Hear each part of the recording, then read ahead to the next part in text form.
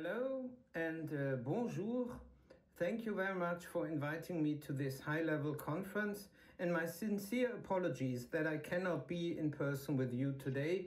I'm bound in Berlin at the talks to prepare a new government. It's good that Europe is sitting at the table as well, and therefore I cannot come to your conference because we have to continue our negotiations today.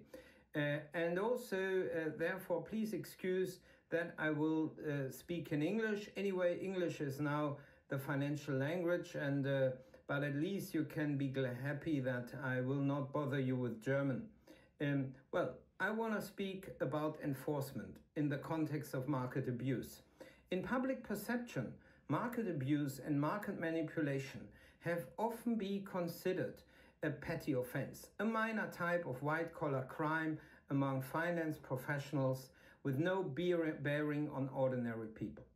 But of course, this is not true at all, given that market abuse can negatively impact large numbers of investors that often are unaware that they have been a victim, and market abuse has also indirect effects for which we all pay. So, market abuse is a proper crime that should also be properly sanctioned, which is why the work of the AMF Enforcement Committee is such an important one. And I would also like to think that I have well noted that pressure for more European work in this area has been stronger from France than from many other member states. The market abuse regime we have today was part of the great regulatory agenda following the financial crisis. It was one of the central findings of the De La Rosière report in 2009 that, I quote, "There should also be equal, strong and deterrent sanctions regimes against all financial crimes, sanctions which should be enforced effectively." But at the same time, the report had found that member states' sanctioning regimes are in general weak and heterogeneous. So, has the market abuse framework since improved this situation? I would say overall yes, but not good enough. Well, there are still significant shortcomings that I would like to speak about today. Firstly, we are still not fully leveraging on the potential of insider information for the common good. Insider or whistleblower information is the most important and effective source for discovering misconduct. It is therefore fundamental that we have a strong whistleblower protection agenda. This means we should have an inviting approach. So on websites, on public information, the invitation to whistleblow should be strong. And the incentives to share information on a potential market abuse should be truly improved. So therefore, we should have a stronger look to the United States of America, where we see that public institutions use also financial rewards to whistleblowers much more systematically, while in Europe, often whistleblowers are still having to bear the financial consequences if they act for the common good. Second, we need dramatic improvements when it comes to the qualification and the resources of prosecutors. This is not only an issue of financial supervision and regulation.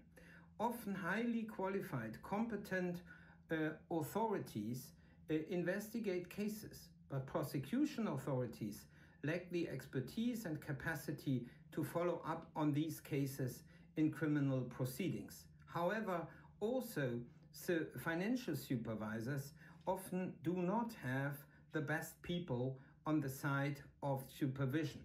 As a result, the number of criminal convictions often remains low. We urgently must expand expertise and create dedicated units for financial crime in prosecution authority to increase conviction cases and rates. And for this, we have to give more options also to public institutions to pay closer to market rates. Thirdly, also many competent authorities in Europe still lack sufficient staff or expertise to properly follow up on all hints they receive. As a result, many potential cases are not being investigated. We need to make sure competent authorities have enough staff and skill to live up to their tasks, and again, for this we need options to pay closer to market rates and give employment incentives which combine the benefits of working for the common good with rates which are closer to what you earn in financial services. Fourthly, there are still barriers in the exchange of information across authorities. Supervisory data sets cannot be used for all investigative purposes, and the exchange of information with other authorities, such as tax authorities, is constrained or even forbidden, for example, due to professional secrecy provisions. Moreover, information exchanges with supervisory authorities in non-EU jurisdictions are often only rudimentary. This complicates the detection of more complex market abuse cases, in particular involving cross-border activities. We must ensure that no regulation, neither European nor national, unduly restricts the possibility of public authorities to exchange information for the purpose of investigating cases of potential market abuse. And finally, there's still a high degree of heterogeneity across European member states when it comes to the effectiveness and of enforcement. ESMA and the European Commission should play a much more active role in ensuring enforcement standards and sanctioning practices are comparable across the Union. In particular, ESMA should initiate much more proceedings against member states that do not properly enforce rules. It is, of course, not acceptable that the powers of ESMA to sanction the breach of union law are more or less not used, also not in this area. Of course, given ESMA's governing structure, this will never happen so often, but therefore it is important to keep this debate on the table.